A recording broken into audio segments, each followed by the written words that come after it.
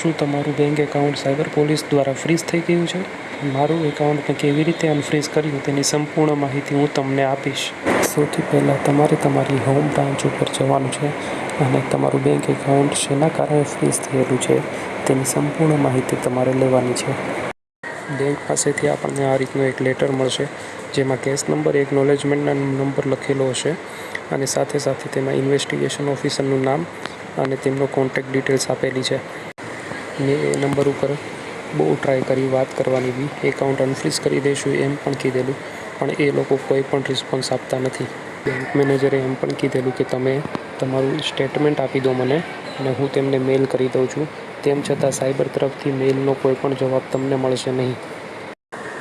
એમના માટે મેં બ્રાન્ચ હેડનો બી કોન્ટેક્ટ કર્યો છે, બેંક બ્રાન્ચ હેડનો કોન્ટેક્ટ કર્યો, તેમના તરફથી કોઈ રિસ્પોન્સ મળશે નહીં તમને. જો તમે વારે વારે કોલ કરશો સાયબર પોલીસને તો એ તમને કોર્ટમાંથી નોટિસ પણ મોકલાવી શકે છે.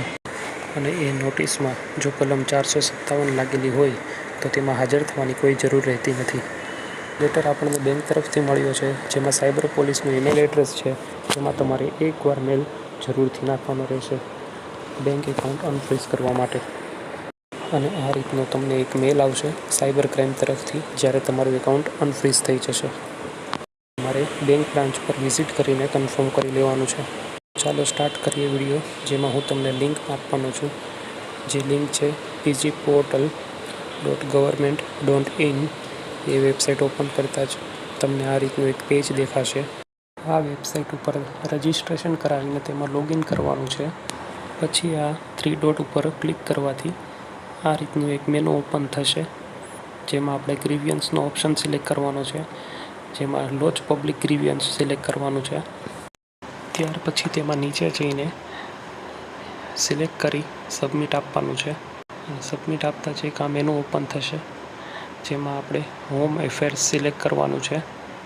હોમ એફેર્સ સિલેક્ટ કરતાં આ રીતનું એક મેનુ ઓપન થશે, જેમાં આપણે સિલેક્ટ કેટેગરી ઉપર ક્લિક કરીને ક્રાઇમ રિલેટેડ સાયબર સેલ, અને તેમાં આપણે પૂરી ડિટેલ આપણી સબમિટ કરવાની છે.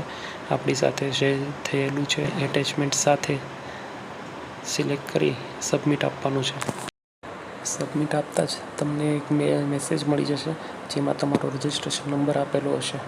જ્યારે તમારી કમ્પ્લેન્ટ ક્લોઝ થઈ જશે ત્યારે તમને એક મેસેજ મળશે અને તમને મેલ પણ કરવામાં આવશે કે તમારી કમ્પ્લેન્ટ ક્લોઝ થઈ ગઈ છે. સાયબર તરફથી જે NOC મળેલું છે તે બેંકમાં જઈને આપણે કન્ફર્મ કરી લેવાનું છે.